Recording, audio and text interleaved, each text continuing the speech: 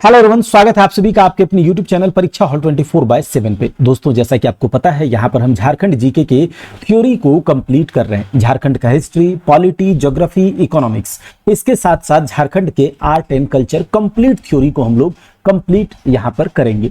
आप किसी भी एग्जामिनेशन की तैयारी कर रहे हैं, झारखंड में हर एक एग्जामिनेशन में यहां से क्वेश्चंस देखने को जरूर मिलेंगे। दोस्तों, ये सीरीज बहुत यूजफुल होगा, चाहे आप जेपीएससी, जेएसएससी, सीजीएल या जेएसएससी के किसी भी एग्जामिनेशन में अपीयर होने जा रहे हैं। दोस्तों, केवल यहां पर हम लोग झारखंड जीके की थ्योरी को ही कंप्लीट नहीं करेंगे, बल्कि इसके साथ साथ झारखंड जीके के क्वेश्चंस को भी प्रैक्टिस करेंगे, ताकि हमारी तैयारी जो है पुख्ता तरीके से हो पाए। आज के क्लास की शुरुआत हम लोग करते हैं। हम लोग अभी हिस्ट्री कर रहे हैं और इसके बाद जल्दी ही ज्योग्राफी, इकोनॉमिक्स बहुत जल्द कवर कर देंगे। तो चलिए, आज हिस्ट्री का चौथा क्लास है, क्लास को स्टार्ट करते हैं। हम लोगों ने इसके पहले प्राचीन काल में झारखंड को देखा था। अब हम लोग यहाँ से मध्य काल में झारखंड को कवर करेंगे। दोस्तों, आप बहुत इत्मीनान से वीडियो को कंप्लीट कीजिए। केवल ध्यान से आप सुनेंगे तो झारखंड जीके के एक भी प्रश्न एग्जामिनेशन में गलत नहीं होगा। अगर बात करें मध्यकाल में झारखंड की, तो मध्यकाल में झारखंड के अंदर जो भी घटनाएं हुई हैं, सारे महत्वपूर्ण घटनाओं को यहाँ पर कंपाइल किया जाएगा। अगर बात करें मध्यकाल की, तो मध्यकाल को हम दो पार्ट में बांट करके देखते हैं, एक पूर्व मध्यकाल और दूसरा उत्तर मध्यकाल। पूर्व मध्यकाल और उत्तर मध्यकाल, ये जो पूर्व मध्यकाल का समय है, इसको अगर यहां पर देखें तो हर्षवर्धन, तो आपको पता होगा हर्षवर्धन की मृत्यु और दिल्ली सल्तनत की स्थापना 12 जून 1206 को कुतुबुद्दीन ऐबक के द्वारा किया गया था। तो दिल्ली सल्तनत की स्थापना और हर्षवर्धन की मृत्यु के बीच के समय काल को पूर्व मध्यकाल का समय कहा गया। याद रखिएगा, हर्षवर्धन की मृत्यु और दिल्ली सल्तनत की स्थापना के बीच के समय काल को पूर्व मध्यकाल का समय काल कहा गया। और इस काल के अंदर, इस पूर्व मध्यकाल में झारखंड में जो भी महत्वपूर्ण घटनाएं हैं, उससे प्रश्न बनता है। तो चलिए उसको देखेंगे, लेकिन पहले यहां पर यह देखिए कि जो हर्षवर्धन की मृत्यु है, इसकी मृत्यु 647 एडी में इसकी मृत्यु हुई है। और कितने साल में? तो 57 साल की उम्र में कन्नौज के अंदर 647 एडी में हर्षवर्धन की मृत्यु होती है। और 647 एडी से लेकर के 1206 तक, 647 ईस्वी से लेकर के 1206 तक के समय काल को क्या कहा गया झारखंड में? पूर्व मध्यकाल का समय। और दिल्ली सल्तनत की स्थापना के बाद जो है उत्तर मध्यकाल का समय काल है, और उसमें भी जो महत्वपूर्ण घटनाएं हैं उससे सवाल बनता है। तो चलिए, हम लोग पूर्व मध्यकाल में जो भी महत्वपूर्ण यहां पर फैक्ट है उसको देखते हैं। तो यहां पर एक प्रश्न पूछा जाता है, महामाया मंदिर झारखंड के किस जिले में स्थित है? तो महामाया मंदिर झारखंड के गुमला जिले में स्थित है, और गुमला जिले के हापामुनि गांव में। याद रखिएगा, महामाया मंदिर झारखंड के गुमला जिले में और गुमला के हापामुनि गांव में। इससे संबंधित जो भी प्रश्न पूछे जाते हैं वो ये है कि महामाया मंदिर का निर्माण किनके द्वारा करवाया गया? तो नागवंशी शासक गजघंट राय। याद रख लीजिएगा, ध्यान से सुन लीजिएगा, एग्जामिनेशन में डायरेक्ट क्वेश्चन मिलेगा और ऑप्शन आप देखते ही टिक हो जाएगा। महामाया मंदिर का निर्माण जो है नागवंशी शासक गजघंट राय के द्वारा 908 ईस्वी में कराया गया। और ये 908 ईस्वी कब तक का समय काल है? तो आप देख रहे होंगे 647 एडी में मृत्यु होती है हर्षवर्धन की, और 1206 ईस्वी यानी कि दिल्ली सल्तनत की स्थापना के बीच का जो भी महत्वपूर्ण घटना है वो पूर्व मध्यकाल में आएगा। तो 908 ईस्वी जो है ये पूर्व मध्यकाल ही हुआ। और पूर्व मध्यकाल में एक बहुत इंपॉर्टेंट हो गया महामाया मंदिर, जो कि गुमला जिले में स्थित है और गुमला के हापामुनि गांव में। इतना आपको याद हो गया होगा। इस मंदिर का निर्माण नागवंशी शासक गजघंट राय ने 908 ईस्वी में करवाया। इस मंदिर में भगवान विष्णु की प्रतिमा का स्थापना, इस मंदिर में भगवान विष्णु की प्रतिमा की स्थापना जो है वो सियानाथ देव के द्वारा कराया गया। याद रखिएगा, पूछा जाता है महामाया मंदिर का निर्माण किसने करवाया? तो नागवंशी शासक गजघंट राय ने। इस मंदिर में भगवान विष्णु की प्रतिमा का प्रतिस्थापन किनके द्वारा किया गया? तो सियानाथ देव के द्वारा। और याद रखिएगा, सियानाथ देव के द्वारा भगवान विष्णु की प्रतिमा का स्थापना किया गया। लेकिन अगर पूछा जाए कि इस मंदिर का, महामाया मंदिर के जो प्रथम पुरोहित थे वो कौन थे, तो याद रखिएगा द्विज हरिनाथ। द्विज हरिनाथ जो कि मराठा ब्राह्मण थे, याद रखिएगा द्विज हरिनाथ मराठा ब्राह्मण थे। और इस मंदिर का निर्माण चूंकि नागवंशी शासक गजघंट राय ने करवाया और पहला ही पुरोहित की बात पूछी जा रही है, तो द्विज हरिनाथ, और द्विज हरिनाथ जो थे गजघंट राय के धार्मिक गुरु थे, इतना आपको क्लियर होना चाहिए। महामाया मंदिर कहां पर? गुमला के हापामुनि गांव में।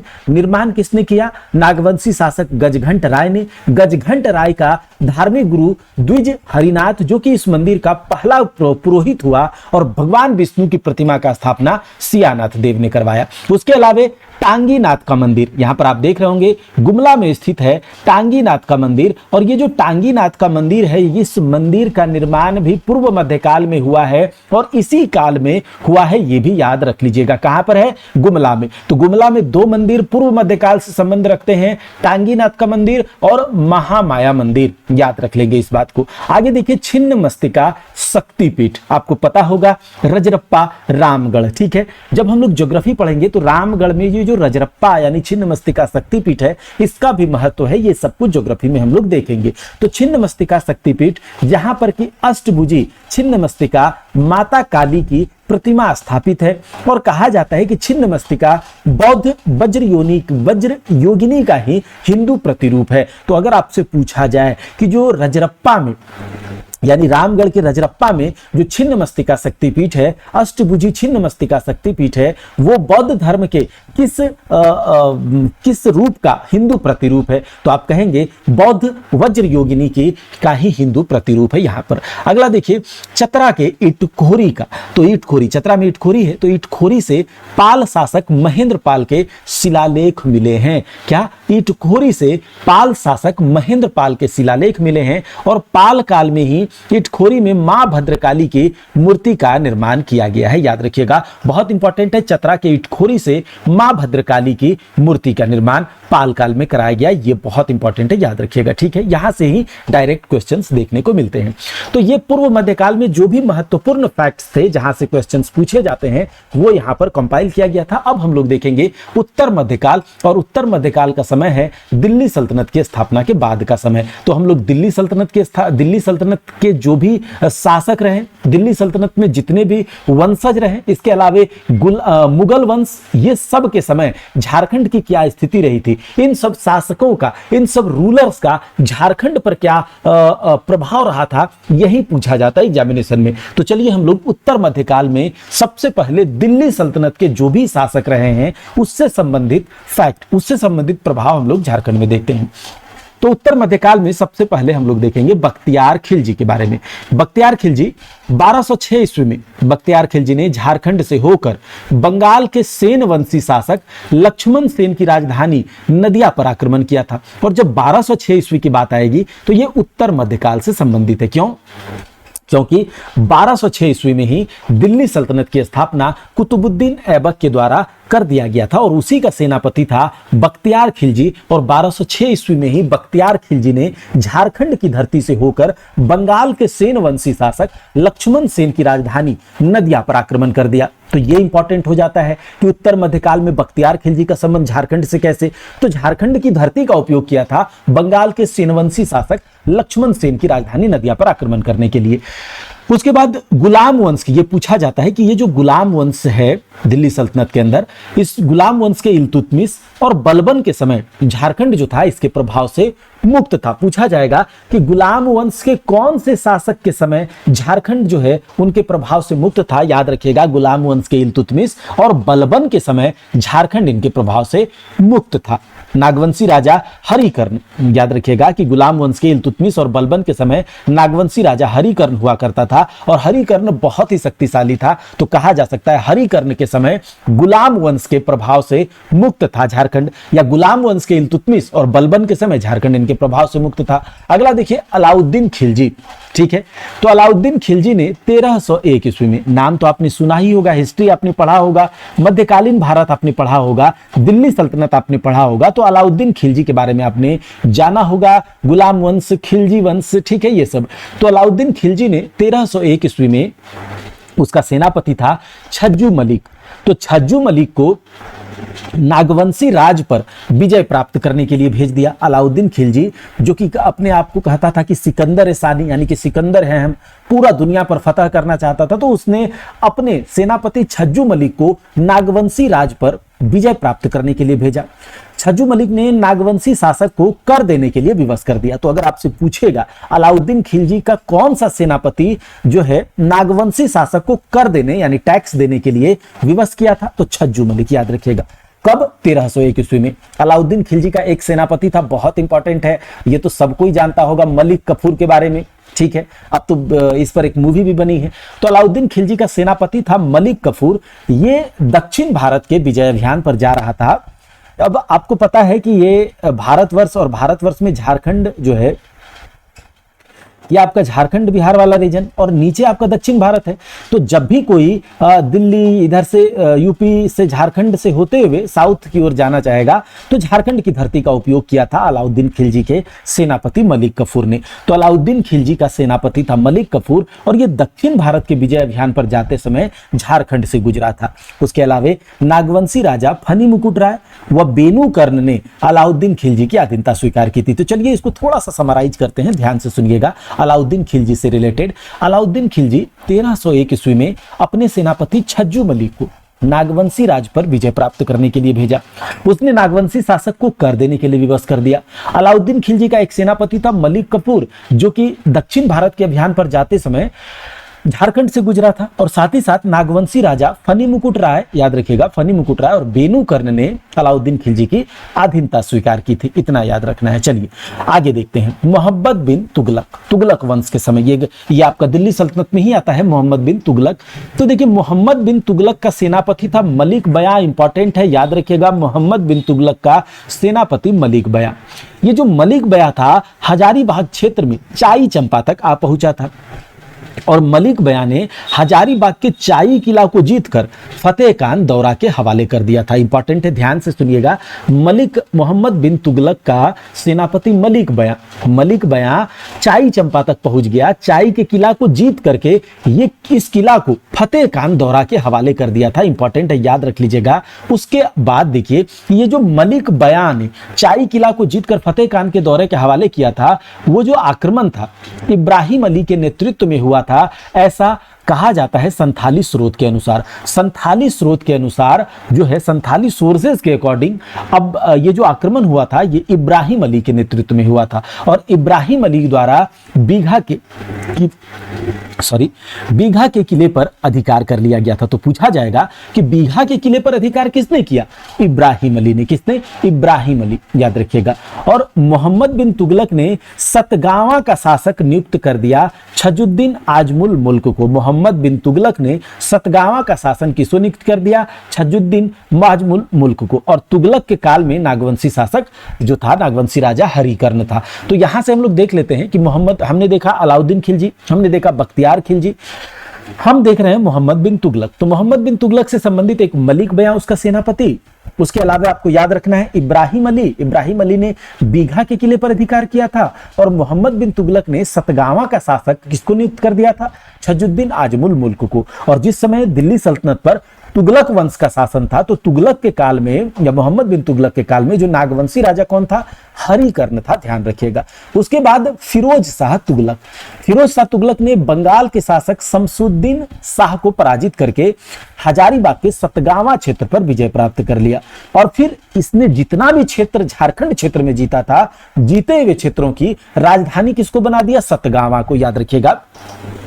फिरोज शाह तुगलक से संबंधित फैक्ट क्या है कि फिरोज शाह तुगलक ने बंगाल का शासक शमसुद्दीन शाह को पराजित कर दिया और हजारीबाग के सतगावा क्षेत्र पर विजय प्राप्त कर लिया और इसने जितना भी क्षेत्र जीता था उन क्षेत्रों की राजधानी सतगावा को बना दिया, याद रख लीजिएगा। अगला है लोदी वंश। तो लोदी वंश के सुल्तानों के प्रभाव से झारखंड लगभग मुक्त था। लोदी वंश के सुल्तानों के प्रभाव से झारखंड लगभग क्या था? मुक्त था। याद रखिएगा, इस काल में छोटा नागपुर पर शासन करने वाले नागवंशी राजा प्रतापकर्ण, छत्रकर्ण और विराटकर्ण थे। देखिए, हम लोग जब क्षेत्रीय राजवंश करेंगे झारखंड का, तो उसमें हर एक वंश को देखेंगे, चेरो राजवंश देखेंगे, नागवंश देखेंगे, ठीक है। तो सब कुछ हम लोग क्षेत्रीय राजवंश में देखने वाले हैं, ठीक है। तो हमने देखा कि लोदी वंश के सुल्तानों के प्रभाव से झारखंड लगभग मुक्त था, क्योंकि इस समय में जो भी यहाँ पर नागवंशी राजा थे वो प्रतापी थे, शक्तिशाली थे, जिसमें से प्रतापकर्ण, छत्रकर्ण, विराटकर्ण, इन सब का नाम आता है। तो ये हमने देखा मध्यकाल में झारखंड का एक पार्ट, और एक पार्ट आएगा बहुत जल्दी। तो हम लोग हिस्ट्री को जो है जल्दी कवर कर लेंगे। उसके बाद जो ज्योग्राफी होगा, हम लोग ज्योग्राफी स्टार्ट करेंगे। झारखंड का ज्योग्राफी बहुत अच्छे से मैप के माध्यम से आपको एकदम बिल्कुल दिमाग में घुसा दिया जाएगा। झारखंड के ज्योग्राफी को बहुत जल्द स्टार्ट करेंगे, और ये थोड़ा बड़ा बड़ा वीडियो, जब ज्योग्राफी हम लोग करेंगे तो बड़ा बड़ा वीडियो बनाएंगे, और कुछ ही वीडियोज में जो है ज्योग्राफी कवर कर देंगे, कुछ ही वीडियो में इकोनॉमिक्स कवर कर देंगे। मान के चलिए ज्योग्राफी का 10 वीडियो आएगा, खत्म हो जाएगा। इकोनॉमिक्स का आपका 5 वीडियो आएगा, वो खत्म हो जाएगा इसमें लगभग 5 वीडियो में। पॉलिटी के 2 से 3 वीडियो में कवर कर दिया जाएगा। जो हिस्ट्री अभी चल रहा है इसी में थोड़ा सा लेट हो रहा है। उसके अलावा ज्योग्राफी लगभग 10 वीडियो में कवर कर देंगे, इकोनॉमिक्स लगभग 5 वीडियो में, पॉलिटी जो है 3 से 4 वीडियो में कवर कर दिया जाएगा। उसके बाद आर्ट एंड कल्चर चलेगा, और आर्ट एंड कल्चर थोड़ा सा बड़ा सेक्शन है, तो उसको हम लोग लेकर चलेंगे। सब कुछ कवर कर दिया जाएगा झारखंड का। आप परेशान बिल्कुल मत होइए। 2000 एमसीक्यू भी हम लोग यहाँ पर करेंगे, 2000 से ज्यादा एमसीक्यू करेंगे। और याद रखिएगा, एक एक एमसीक्यू में 10-10 जो है फैक्ट करेंगे। तो अगर देखा जाए तो 20,000 से ज्यादा फैक्ट हम लेकर जाएंगे। 40 प्रश्न पूछा जाएगा जेएसएससी जेल में या किसी भी एग्जामिनेशन में, तो कहीं से कोई सवाल नहीं छूटेगा अगर हम झारखंड के करंट अफेयर्स को करके चलेंगे, ठीक है दोस्तों। अगर ये हम लोगों ने देखा मध्यकाल। उसके अलावा देखिए, कपिलेंद्र, मध्यकाल में ही कपिलेंद्र गजपति की बात करें तो ये गजपति वंश के संस्थापक थे। इसने संथाल परगना और हजारीबाग को छोड़कर नागवंशी राज्य के बहुत बड़े भूभाग पर अपना प्रभाव स्थापित कर लिया था। तो कपिलेंद्र गजपति से यह सवाल बनेगा कि नागवंशी राज्य के बहुत बड़े भूभाग पर कपिलेंद्र गजपति ने अपना वर्चस्व स्थापित किया था, लेकिन कौन सा ऐसा क्षेत्र है जिसमें वर्चस्व स्थापित नहीं किया था? तो संथाल परगना और हजारीबाग वाला, ठीक है। 1494 ईस्वी में सिकंदर लोदी के भय से जौनपुर के शासक हुसैन शाह सरकी ने, बहुत बार एग्जाम में पूछा गया है, हुसैन शाह सरकी ने झारखंड के साहेबगंज में शरण ली थी। याद रखिएगा, सिकंदर लोदी के भय से कहां के शासक ने झारखंड के साहेबगंज में शरण लिया था? तो जौनपुर के शासक हुसैन शाह सरकी ने, इस तरह से पूछा जाएगा। या फिर पूछेगा, जौनपुर के शासक हुसैन शाह सरकी ने झारखंड के किस जिले में शरण ली थी सिकंदर लोदी के भय से? तो बोलिएगा झारखंड के साहेबगंज में। उसके अलावा यह पूछ सकता है कि जौनपुर के शासक हुसैन शाह सरकी ने झारखंड के साहेबगंज में शरण लिया था किसके भय से? तो सिकंदर लोदी के भय से। कब? 1494 ईस्वी में। उसके अलावा आप देखिए, आदिल शाह द्वितीय, ये खान देश का शासक है। आदिल शाह द्वितीय बोलिए या आदिल खान द्वितीय बोलिए।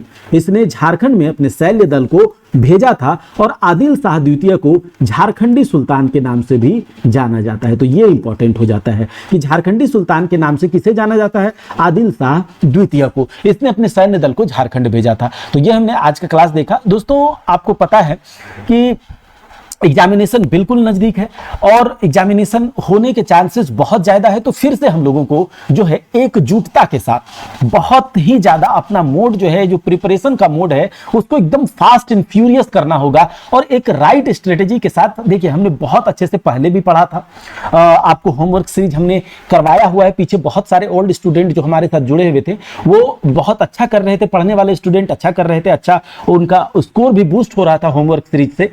नहीं पढ़ने वालों के बारे में हम बात नहीं कर रहे हैं, जो पढ़ने वाले थे, जो सीरियस स्टूडेंट थे, उनको होमवर्क सीरीज से बहुत फायदा हो रहा था और बहुत अच्छे से उन लोगों की तैयारी हो रही थी। लेकिन चूंकि आपको पता है कि झारखंड का स्थिति कैसा है, यहाँ पर एग्जामिनेशन का क्या स्थिति है, और बहुत डिले हो चुका है, लोग थक चुके हैं, और बीच में हमारा भी बहुत ज्यादा हेल्थ कंडीशन बहुत खराब हो चुका था, वर्स्ट हो चुका था, जिसके कारण कि बोलने में बहुत तकलीफ होती थी और वीडियोस नहीं बना पा रहे थे। इसी कारण से वीडियोस भी नहीं आ पा रहे थे। अभी भी हेल्थ इश्यूज बहुत अच्छा नहीं है, लेकिन हाँ इतना है कि हम वीडियोस जो है रेगुलर मैनर पर 1-2 2-2 इस तरह से हम डाल सकते हैं, आप लोगों को गाइड कर सकते हैं। अगर बात करें पेपर 3 की, की। तो फिर से हम आप लोगों के लिए एक होमवर्क सीरीज लेकर आए हैं। इस होमवर्क सीरीज की क्या विशेषता रहेगी आप जरूर एक बार देख लीजिएगा। और ये होमवर्क सीरीज 17 जुलाई से हम स्टार्ट करेंगे। इस होमवर्क सीरीज का नाम संजीवनी होमवर्क सीरीज, 30 दिनों का ये होमवर्क सीरीज है। 3 मॉड्यूल में हम इसको लेकर चलेंगे, 3 मॉड्यूल स्ट्रेटेजी, और बहुत अच्छे से एक राइट स्ट्रेटेजी, एक राइट डायरेक्शन में, एक प्रॉपर स्ट्रेटेजी के साथ हम लोग हर एक सेक्शन को, पेपर 3 के हर एक सेक्शन, चाहे वो हिस्ट्री, पॉलिटी, जीके जीएस वाला हो, या फिर मैथ्स रीजनिंग वाला हो, या फिर आपका झारखंड जी के कंप्यूटर हो, सबको एक डायरेक्शन में लेकर चलेंगे। देखिए, अपने से पढ़ना, क्या पढ़े, कैसे पढ़े, कितना पढ़े, कब खत्म होगा, तो फिर क्या होता है, वो वहां पर जिग जैग हो जाता है। तो हम आपके लिए स्ट्रेटेजी सेट करेंगे, हम आपके लिए होमवर्क प्लान करेंगे, कौन सा टॉपिक पढ़ना ज्यादा जरूरी है, कौन सा टॉपिक पढ़ना बाद में पढ़ना होगा, ये हम आप लोगों के लिए सेट करके आपको देंगे। डेली का आपको रूटीन सेट करके देंगे। आपको सेल्फ स्टडी करना है, क्योंकि बहुत ज्यादा हमारे पास टाइम नहीं। हाँ, हम आपके लिए ये मेहनत करेंगे कि इंपॉर्टेंट टॉपिक्स के पीडीएफ, कौन सा इंपॉर्टेंट टॉपिक आपको पढ़ना है, कितना पढ़ना है, ये हम आपको आपके लिए कवर करेंगे। 3 मॉड्यूल में हम इस होमवर्क सीरीज को कवर करेंगे, और ये मॉड्यूल में किस किस सब्जेक्ट को कैसे रोटेट करना है, कितना पढ़ना है, इसके लिए हम एक प्रॉपर वीडियो जो है इस होमवर्क सीरीज का आप लोगों के सामने लेकर आएंगे। अगर बात करें तो इस होमवर्क सीरीज में डेली होमवर्क आपको मिलेगा, डेली का रूटीन मिलेगा, कम से कम आपको 12 घंटे डेली पढ़ाई करने का। अगर आप पढ़ने के लिए तैयार हैं तो हम आपके लिए एक प्रॉपर डायरेक्शन, प्रॉपर स्ट्रेटेजी के साथ आपको रूटीन प्रोवाइड कराएंगे, आपसे काम करवाएंगे। अगर आप पढ़ने के लिए रेडी हैं तो यकीन मानिए, फिर से हम लोग बहुत अच्छे से तैयारी करके एग्जामिनेशन जो है देंगे और अपना एक सीट पक्का करेंगे। तो इस होमवर्क सीरीज में जो है वीडियोस नहीं आएगा। देखिए, वीडियोस के माध्यम से कुछ भी नहीं होगा। यहां पर क्या होगा कि आप लोगों को रूटीन दिया जाएगा, आप लोगों को डेली होमवर्क दिया जाएगा, 30 दिनों का ये स्ट्रेटेजी होगा। जीके जीएस का जो सेक्शन है वो एमसीक्यू, जो भी होगा एमसीक्यू डेली दिया जाएगा।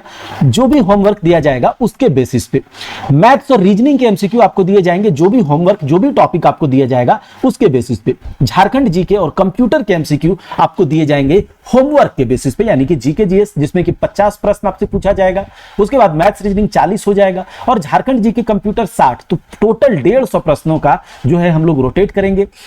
इसमें आपको इस होमवर्क सीरीज में 20 प्रैक्टिस सेट का आपको पीडीएफ दिया जाएगा। अगर आप मार्केट में जाकर प्रैक्टिस सेट खरीदते हैं तो फिर आपको पता है कि कितना प्राइस उसका होता है। तो 20 प्रैक्टिस सेट का पीडीएफ जो है पेपर 3 का आपको दिया जाएगा जब हम लोग यहां पर होमवर्क सीरीज करेंगे। और आपको जो किस किस मॉड्यूल में कैसे कैसे कवर करेंगे, 2 मॉड्यूल में लगभग हम लोग पूरा रिवीजन कर लेंगे, उसके बाद केवल और केवल प्रैक्टिस करेंगे। इस बीच भी प्रैक्टिस करेंगे एमसीक्यूज के माध्यम से, पीवाईक्यू के माध्यम से, ठीक है। सब कुछ आपको प्रोवाइड कराया जाएगा, और कैसे करवाया जाएगा, किस मोड में करवाया जाएगा, ये सब हम लोग बात कर लेंगे। 10 प्रैक्टिस सेट इसमें आपको पेपर 1 के भी मिलेंगे। याद रखिएगा, 20 प्रैक्टिस सेट का पीडीएफ जो है वो आपको पेपर 3 का मिलेगा, 10 प्रैक्टिस सेट का पीडीएफ पेपर 1 का भी मिलेगा, जिसमें हिंदी और इंग्लिश होगा, ठीक है। अगर बात करें रिवीजन नोट्स आपको हम देंगे साइंस का। अगर आप चाहेंगे कि हाँ आपको रिवीजन नोट्स दिया जाए, हैंड रिटन नोट साइंस का, तो साइंस का रिवीजन नोट्स भी चैप्टर वाइज हम आपको देंगे, ताकि आप उस साइंस के नोट्स से अपना प्रिपरेशन कर पाए। उसके अलावा झारखंड जीके का जो 2000 एमसीक्यू हम यूट्यूब पर लेकर आएंगे, उस एमसीक्यू का पीडीएफ जो है वो यहीं पर आपको दिया जाएगा, यानी कि इसी होमवर्क सीरीज में दिया जाएगा। साथ ही साथ झारखंड जीके का जो ये नोट्स है, जो ये चल रहा है सीरीज, जिसमें आपका हिस्ट्री, पॉलिटी, ज्योग्राफी, इकोनॉमिक्स, इसका पीडीएफ भी आपको इसी होमवर्क सीरीज में दिया जाएगा, ठीक है।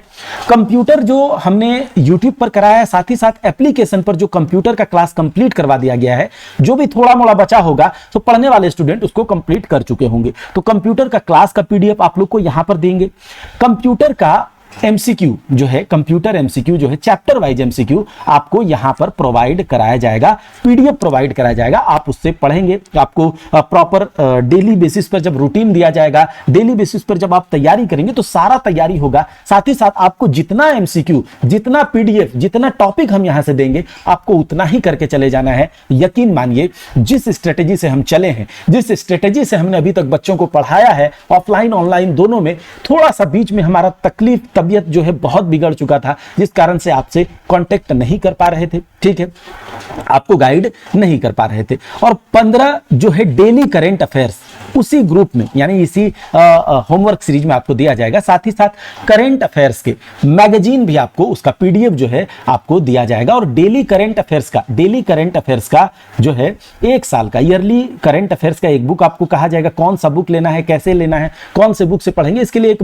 डेडिकेटेड वीडियो आपको दिया जाएगा। तो डेली करंट अफेयर्स का जो है आपको टॉपिक भी दिया जाएगा इस पीडी के करंट अफेयर्स मैगजीन, और ये मैगजीन आपको पीडीएफ फॉर्मेट में प्रोवाइड करा दिया जाएगा। इंपॉर्टेंट टॉपिक्स, जो भी इंपॉर्टेंट टॉपिक्स एग्जाम ओरिएंटेड होगा उसका पीडीएफ आपको जो है हम फोटो खींच करके देंगे, आप उसी को पढ़िएगा डेली बेसिस पर। इंपॉर्टेंट टॉपिक्स या बुक्स जो भी होगा, इंपॉर्टेंट बुक्स वगैरह, उसका पीडीएफ आपको इस ग्रुप में मिलेगा। तो इतना कुछ, जिसमें कि 10 प्रैक्टिस सेट पेपर 1 का, 20 प्रैक्टिस सेट का पीडीएफ पेपर 3 का, झारखंड जीके का 2000 एमसीक्यू का पीडीएफ, शॉर्ट समरी का पीडीएफ, डेली करंट अफेयर्स आपको दिया जाएगा 15 डेली करंट अफेयर्स का मैगजीन स्पीडी वाला, उसका पीडीएफ, ठीक है। इंपॉर्टेंट टॉपिक्स के जो है आपको क्या पढ़ना है वो टॉपिक आपको उसी ग्रुप में प्रोवाइड करा दिया जाएगा। डेली आपका रूटीन सेट किया जाएगा। और ये सब कुछ ये सब कुछ जो है मात्र आपको 149 में ये सब कुछ, इतना मेहनत आप लोगों के लिए 30 दिन लगातार किया जाएगा। 30 दिन लगातार जो है आपके लिए मेहनत किया जाएगा। और मात्र 149 में अगर आप चाहते हैं कि 17 जुलाई से ये संजीवनी होमवर्क सीरीज स्टार्ट हो जाए, तो आप जो है कांटेक्ट इस नंबर पर की कर सकते हैं। और इसके लिए ये 17 जुलाई से स्टार्ट होगा, और इसके लिए जो है कोई एप्लीकेशन नहीं बल्कि टेलीग्राम चैनल पर प्राइवेट ग्रुप के माध्यम से टेलीग्राम ग्रुप बनाएंगे। और उस टेलीग्राम ग्रुप पर 17 जुलाई से जो है ये सीरीज संजीवनी होमवर्क सीरीज स्टार्ट होगा। आपको पेमेंट कैसे करना है, उसके बाद स्क्रीनशॉट कहां भेजना है, और ये सब कुछ टेलीग्राम पर होगा। तो इसीलिए यहां पर कोई एप्लीकेशन वगैरह की बात नहीं है, सब कुछ पेपर 3 की तैयारी जो है हम लोग टेलीग्राम चैनल के माध्यम से करेंगे। तो कांटेक्ट आप लोग जितना सीरियस एस्पायरेंट है इस दिए गए नंबर पर कांटेक्ट कर लीजिएगा, जल्दी से एडमिशन ले लीजिएगा। 17 जुलाई से स्टार्ट हो जाएगा पढ़ाई बीस्ट मोड में, ठीक है।